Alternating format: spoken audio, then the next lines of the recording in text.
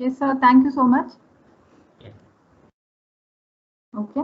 So you all had a very nice talk by Vivek sir now. So right now you would have got an idea how much you have to understand before actually you start a research, right? Okay. So is my screen visible to all of you? Sir, is it visible, sir? Yes, yes, Sima, yes, Sima, it's visible. Just Okay. put it in Yes. mode, presentation mode. Yes. Okay. Okay. So I'll be giving a brief review on protocol writing. Okay. So why do you need to have a protocol, first of all? So before you begin a research, you should have a protocol. Okay. So when you talk about research, you would have many thoughts in your mind, right?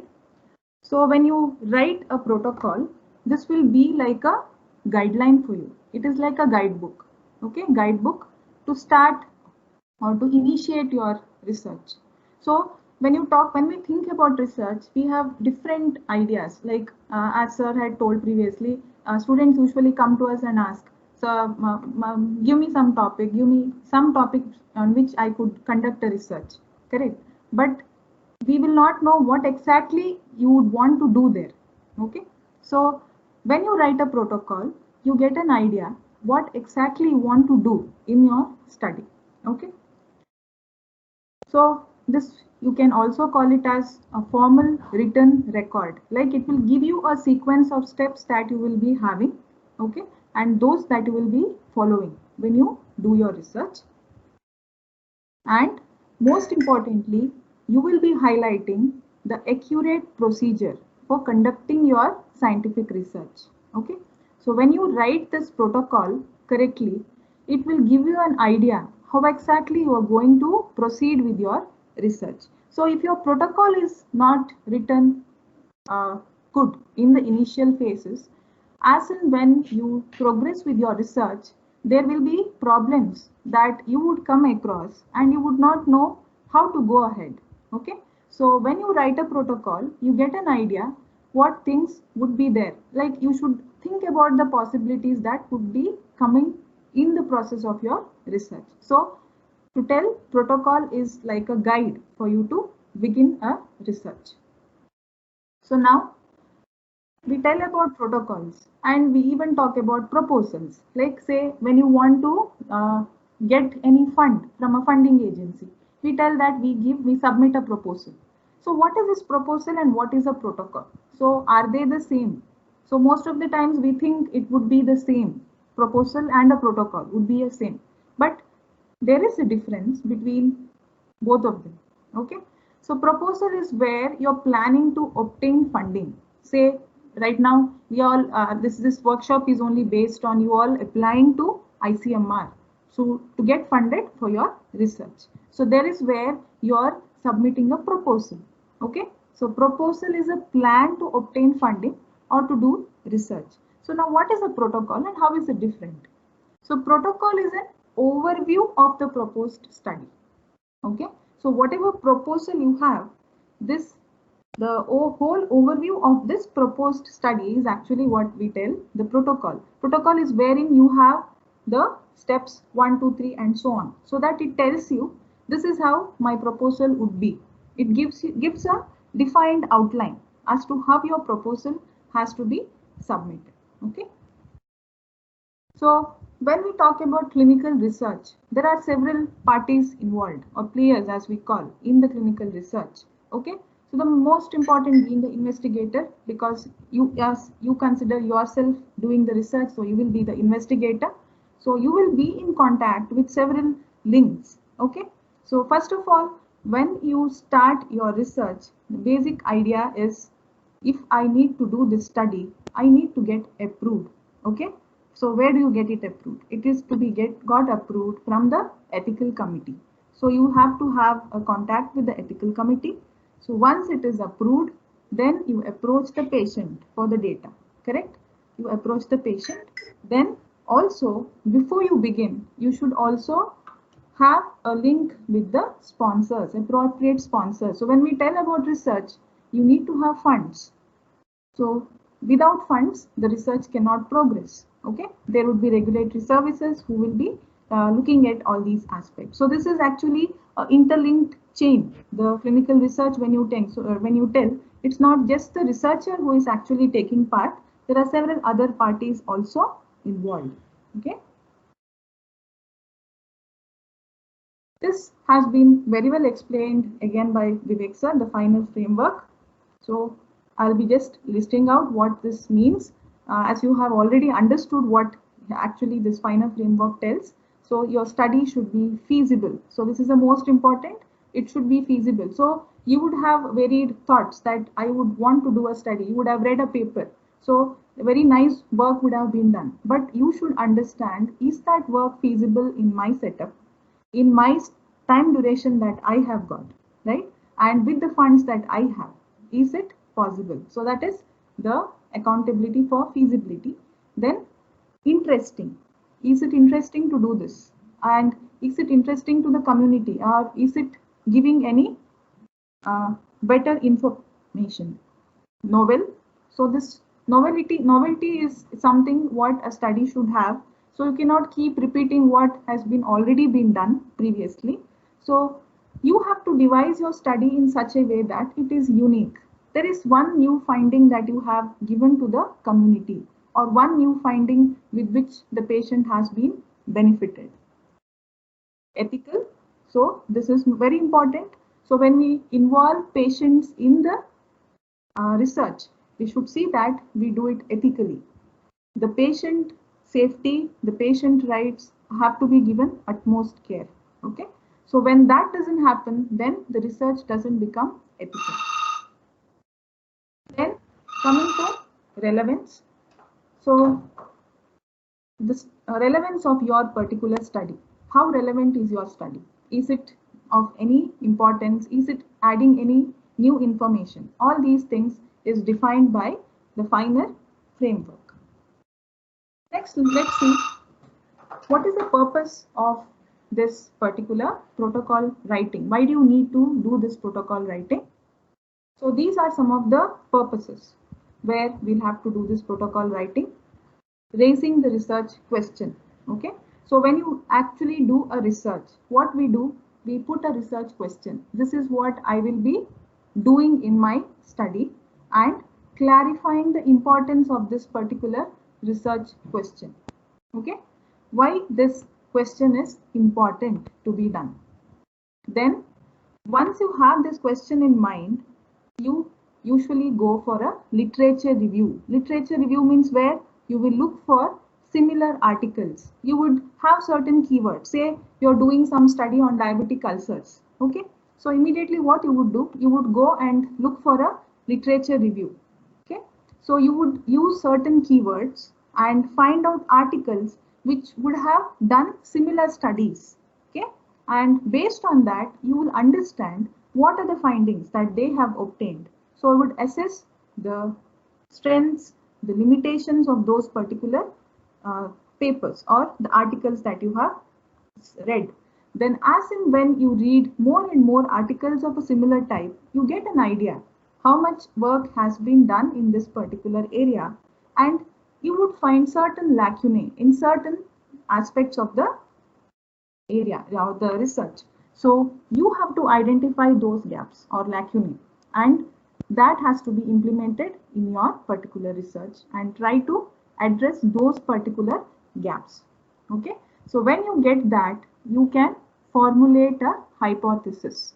Hypothesis is where you are trying to make a statement, okay, that this could be something, either it would be related to two particular variables, either it would be related or it would be two independent variables. So you would like to make a hypothesis, what exactly your research is trying to address here by doing this hypothesis. When you formulate a hypothesis, like you're trying to tell this particular thing can be addressed by my study, and based on that you will frame your objectives. So my study would be addressing this objectives, like that you will get to highly specific objectives then. Okay, so how you can achieve this? Only when you do a thorough literature review. And Once this is done, you will do the ethical considerations has to be clarified. You will see whether it is doable ethically, okay, and then you should be applying a suitable methodology for conducting the study, and then discuss the requirements, like what you exactly need to conduct this particular study. So these are the purposes that your protocol writing can help you with, and then the key points that which you usually address with protocol writing. So there are several questions that needs to be answered. Okay, what are you going to do with this particular research? Why are you doing this? Okay, why do you want to do this? Where exactly are you going to conduct your study? Which part? When? At what time duration are you planning to do this study? And how exactly are you going to do this particular study? So when you answer these questions, there are certain things that you can do. So what is actually the hypothesis, this research question, the study question that you have in your mind when you do your study? So that is what, right? The hypothesis. I would like to see this particular aspect in my research. Then significance. So when you do go for a hypothesis, then you further tell the significance. Why exactly you want to do this study and how it is going to benefit the community. That is what you will be telling. Then the research design. So you will give a detailed way in which you will be conducting your research. You will give a design of how exactly you are going to do this particular study and the resources that you require. Okay, so these are the key points that has to be there when you do your protocol writing. Okay, so these questions needs to be addressed, and these are the important points that has to be there in your protocol. So let's look at the components in a protocol. So first of all, we have the title, okay, the researcher details. So you have to tell who are the researchers with your details. The summary, you give a brief summary of what exactly you want to do in this particular research. Give a background. So when you have this background, or what we tell as the introduction, is where you are telling this much research has already been happened in this particular area. Now, since there is these gaps that I have found, so we would, at this particular study, we would like to find this aspect of the area. Okay, so this is how you get a background. So to get a background, you should do a literature review. Okay, then once you do that, you tell your study objectives, and these study objectives will be highly specific. Okay, then comes your methodology. You will explain how exactly you will do your work. So you'll be learning more on methodology in the next talk. And work plan, the time duration. So once you start your work, you cannot keep on doing your work. You have to give a time frame for your work. There should be some time frame for each part of your work that you do. Then you should address the strengths and the limitations that your study had. Okay, what are the benefits and what limitations would be there in your study, and what more could have been done. So that is again that you have to address here. And ethical reviews and the ethical considerations, ethical approval. So all these has to be the components in a protocol writing. So let's start with the study title. So study title is the one which is the first thing any reader reads in a protocol, say. So this has to be accurate, okay, it has to be concise, it has to be attractive, it has to be catchy, so that when somebody reads, they should develop an interest to see what exactly these investigators are trying to do. Okay, should be attractive, it should be informative. So informative doesn't mean that you write words after words, very long sentences, doesn't mean that, but in a concise manner, you should be able to deliver maximum information in the title. Okay, so you could be even telling about the target population that is there in this particular study. So generally, when you tell about a study title, it would have about 15 to 18 words. So it could be exceeding a little more sometimes. So there are a few examples that I can show you here. So one example would be a study on diabetic foot ulcers. So here, when you see this title, Do you get any idea what exactly are we trying to convey here? Study on diabetic foot ulcers. So what aspect of diabetic foot ulcers are we studying here? There's no mention. So this may not be very suitable for a title. No, nobody would develop an interest to, okay, many things have already been done on diabetic foot ulcers. So what is the new thing? So they wouldn't go further. So make it more specific. Bacteriological profile of diabetic foot ulcers with special reference to drug-resistant strains in a tertiary care hospital of coastal Karnataka. So when you write that, you're talking about bacteriological profile.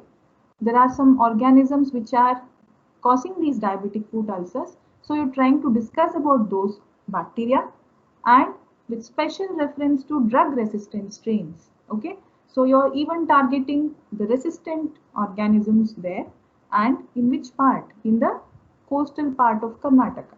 Okay, so this is a way of how you can show up your title. This is one way, and maybe this is one more way. A clinico-microbiological study of diabetic foot ulcers from a tertiary care hospital of South Karnataka. Okay, so here you are telling, you are stressing on the clinical details and the microbiological details of the diabetic foot ulcers. Correct? So this makes the study, the title, accurate, concise, attractive, informative. You're getting some information out of the title, right? So that is how the title should be for a protocol. Then coming to the researcher details, the next things that you have to do. So whenever you do your protocol writing, you should give accurate details about the investigators who are participating in the study. So contact details, the email addresses, the phone numbers, all that has to be there in the protocol. Okay, and along with the title page, there should be a page where each investigator would be signing so that they give a consent to conduct this particular study. Then comes the introduction. Okay, so introduction. So when you write the introduction, you should have an idea what exactly is this research about. So for that, you should have a very thorough review of literature. Okay, review of literature. So as I have told already, so you could have, when you get a thought of doing a research, you would think about a topic. So you would understand, think these are certain things that I could search. So go for certain keywords. Okay, so keywords which are related to your idea. Okay, so using those keywords, try to collect as much as articles as possible and give a reading. Okay, give a reading. So when I say give a reading, it's not that you just read the abstract and leave it. As far as possible, you should always try to read the article and understand what the researchers are trying to convey through their research. So that is how you would do the review of literature. So when you do this, you would understand how much information has been already given to the community. So is there something that is lacking? So maybe there would be some finding you would have found in a different part of the world. So you would get a thought, okay, is the same thing possible in my area? So then you think I should be doing this and finding out is it really happening in this particular condition. Okay, so that is how you understand or the presence of a lacunae in a particular literature. So you would devise a similar study in your setup, or maybe a research that was conducted previously, they would tell this was done in our research, but this was not assessed. Maybe one point was not assessed. So in that case, you understand what is the lacunae. What you would, as you read more and more papers of a similar kind, then you understand what is not actually being delivered there. Okay, so then you have to try giving an introduction to your particular research, and most importantly is that you should tell what is the significance of your study to the community. If you are just adding up to the information already there, so there are a lot of articles on this one particular area. So maybe on, again, on diabetic foot ulcers, there is a lot of studies already being done. Now I would add one more article of a similar type. So would it contribute anything to the community? No. So you have to think about some novel idea where it would help the patient population. Okay, significance has to be assessed. Then the research question. So as you do all this, you would be able to form your research question. So this should be precise and clear. Okay. So when somebody reads your introduction, they should understand, okay, so this is a research question that these investigators are trying to address. Okay. Then the study objectives. Okay. Study objectives are highly specific. So these are the ones which state the goal that has to be achieved. So you have given an introduction to your study, and now you're telling, in this particular study, I will be intending to do so and so.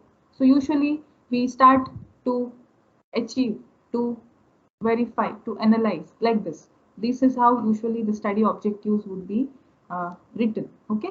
So these study objectives usually emerge from your hypothesis. So usually in a study, you would have specific objectives or aims, what we call as. So these aims have to be highly clear, okay, and they have to should be highly precise. And always remember, when you put your study objectives, you should see that you don't put too many study objectives. Okay, so that is one more thing, something which is achievable, right? Okay, so specific objectives should be very clear, concise. Maybe you would have 1, 2 to 3, but not more than that usually. And along with your specific objectives, you could have secondary objectives also. Okay, secondary objectives are those which may be there, may not be there. So they are like supporting objectives to your specific objectives. So it's not mandatory to have secondary objectives always. Okay, so your objectives should be SMART. So what is a SMART? They have to be specific, they should be measurable, they should be achievable. Okay, they should be achievable, relevant, and time based. Okay, so this thing, when you devise or when you frame your study objectives, you should always keep in your mind that they have to be SMART objectives. Next, coming to the materials and methods. So materials and methods will tell you what are the resources that you require and how are you going to do your study. So you will give an outline of the study design, study population, in which population are you planning to conduct this particular study, the procedures or techniques that you will use to collect data or perform the experiment, the variables that you will be assessing in your particular study, and the data collection and how you will be analyzing this particular data. So that is what we do in the materials and methods. So little more in detail about this. So study designs, there could be different types of study designs that you could be following. So there would be cross-sectional studies where you usually determine the frequency and burden of a disease. It will be like a prospective study where you will usually see how much is the burden of a disease at a particular area or at a particular time, like that. So it should be cross-sectional studies. Cohort or case control studies would help in identifying the risk factors. So is this risk factor actually causing the condition? So this is how you would assess by these particular study designs. Cohort studies again to determine prognosis of a disease, how the disease prognosis is happening, and you would be observing a group of patients there for a given time duration. Clinical trials or community interventions where you would see the efficacy of a new treatment. Evaluations. So there you will evaluate community programs. So these are some examples for study designs by which you could conduct your research. Then coming to study population. So study population, when you select a particular group of people for participating in your study, that is where you are laying down the eligibility criteria. Okay, so you would be telling the inclusions and exclusion criteria. So based on a set of principles, you would tell these group of people would be included in my study, and if I find this in the participant, I would be excluding them from the study. So based on what study you have decided, it will vary the inclusion and exclusion criteria. So this has to be very clearly written, inclusion and exclusion criteria. So once you have that, you have to go for sample size calculation. So why we have to do this sample size calculation? It's for one is for the economical reasons and also for the ethical reasons. So you cannot go on conducting research with lot number of samples. It's not feasible. So economically, it is not possible. So whenever you devise a study, when you do your literature review, so you know how much is a percentage of percentage of this particular condition prevalent. So in this particular study, they have quoted this percentage. So when I have to do this study here in my setup, so what would be the sample size? So for this, usually you could take the assistance from the statistical department. Okay, sample size calculation can be done. The sampling technique, how are you going to sample the participants? Are you going to randomly include them in the study, or how is it? So all these things you have to decide and quote in your protocol. And also, once you are recruiting a person into a study, it's also very important to obtain an informed consent from the participant. So whenever it's participants being involved, this becomes very important, because ethical approval, the first thing they tell is you have to obtain informed consent from the participant. If so, a person, if he is eligible for your study, means completely he has all the criteria that would satisfy your inclusion criteria. If the person is not willing, then you will not be able to include him in the study. So the informed consent is very important. Then data collection. So data collection you could do by various methods. You could check the medical records, previous medical records, by obtaining prior permissions. Questionnaires, you could frame questionnaires where you could get the data from the participants.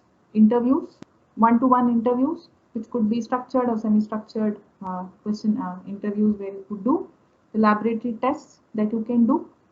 So laboratory tests, when you're doing a test which has already been done previously, then you may not explain it in detail. So you could just give a reference that this particular method would be followed as per these authors. Like you could quote a reference there. But if you're devising a new test altogether, a new method, then you have to tell in detail what exactly you are going to do in your study. So you have to tell it in detail.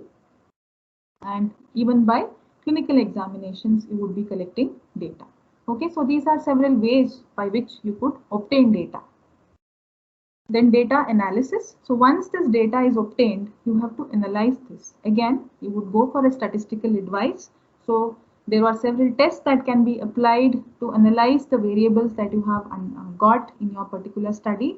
And there would be softwares like SPSS that are being used to understand the importance of the data that has been obtained. So usually when we write the protocol, we have to tell what software and what version of the software would we be using in analyzing the data. Okay. Then work plan, as I told, you have to have a time frame for conduct of the study. So each activity that you will be doing in your research, you have to put a time frame, like by this duration I would be doing this activity. Okay, because when you don't have a time frame, your research goes on prolonging and prolonging. So this shouldn't happen. So to organize your work, you should have a time frame. And most importantly also the ethical considerations. So the Declaration of Helsinki. So this is the one which usually lays the guidelines for the biomedical research. So mainly it stresses on the patient safety. Okay. So when we recruit participants in the studies, we should always see that these patients are safe. They are not harmed from the research that we do. Okay. So for that, before you start your study, you should get an approval from the ethical committee. Okay. So once this approval is there from the ethical committee, you receive a certificate. Until unless that is there, you cannot initiate or you cannot recruit any participant in your study. Okay. So approval from the ethical committee is a must always. And also, when you recruit people into your study, you should give them information about your study. So what we tell as the participant information sheets. So you should tell the participant what exactly you are doing in this particular research, what are their responsibilities, all that. And if something happens during the course of the studies, how exactly they will be compensated, and all that has to be, the information has to be given to the participants. You cannot just do the study without any information to the participants. And also, as I told already, the informed consent has to be obtained from the participants before you begin your study. Then the most important, the budget summary. You should always give the budget that you require, the expenses that you will have. So when you do a research, there are several expenditures that will come into picture. So there could be personnel involved in the study, consumables that you will take, equipments that you will use, expenditures for the communication, for the data processing, all that. So there are several areas where you will have expenses. So you will have to justify how much expenses you would have at each of these levels, and you have to tell why exactly you want this particular part in your research. Okay, when you show your expenditure on your budget, you have to justify why exactly you want this. Okay, so the budget summary is very important that you submit. Finally, the references. So when you write a protocol, you would be taking a background idea from different articles that has already been there. Okay, so you have to cite this literature in your protocol.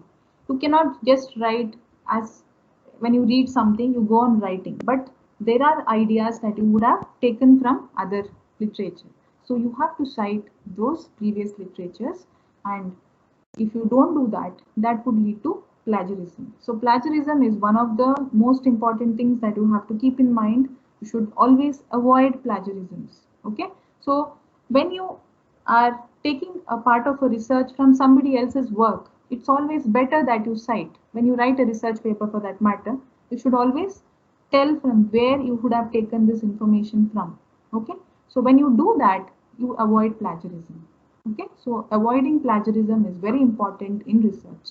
Okay, and the referencing systems, when you do these references, when you quote the references, or when you put up the references at the end of your protocol, usually we do based on referencing systems like Vancouver or the Harvard styles. So usually the most commonly is the Vancouver style that is followed generally when we do the referencing systems. So your protocol should always end with the list of references that you have referred to for writing that particular protocol. And finally, the annexures. So you have written the entire protocol with the entire references that you have used. And finally, you attach the annexures that you needed for developing this protocol, and which will be there in relation to this particular study, like the informed consent, the participant information sheet, the study questionnaires, the proforma, the budget summary, curriculum vitae of the investigators. So all this has to be there as annexures with your protocol. Okay, so these are the components of protocol, and this is how the protocol writing has to take place.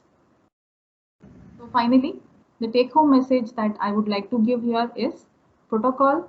Your protocol should answer the research question. Okay, it should be having a very well described methodology. Protocol should be clear, accurate, and easy to understand. So when somebody reads your protocol, they should understand what exactly you're trying to do in this particular research. So it should not be ambiguous. Okay, and avoid insufficient and inefficient elements. So if there is no sufficient information that you have given, or something which is inefficient, both will not help in moving your protocol further. The most importantly, when it comes to funding agencies, if they find that this is not inefficient, or it is not sufficient enough that they have explained, then there are chances that your protocol may not be accepted. Okay, so this is the take-home message. So any questions? Any questions? Yeah, the students, if you have any questions, please unmute yourself and ask the question.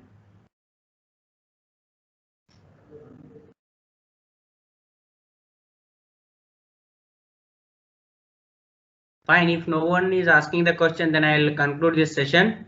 Thank you, Seema. Thank you very much. Yes, sir. I'll like to conclude with the students is not about having perfection, it's about growth. Okay. So thank you.